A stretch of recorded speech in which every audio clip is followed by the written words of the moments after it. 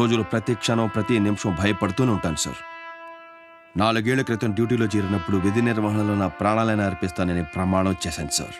మీరు చెప్పిన తలుపు చప్పుళ్ళు, ఫోన్ రింగ్లు రావచ్చు రాకపోవచ్చు, కానీ ఏదో ఒక రోజు మాత్రం నా చావు ఖచ్చితంగా వచ్చి తీరుతుంది సార్.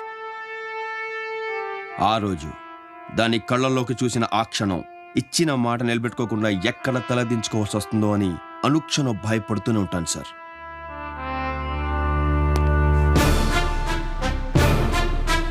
తప్పు చేసిన వాడి భయం ఒంట్లో ప్రతి నరంలో ఉంటుంది. నా భయం నా యూనిఫామ్ పరులో ఉంటుంది సార్.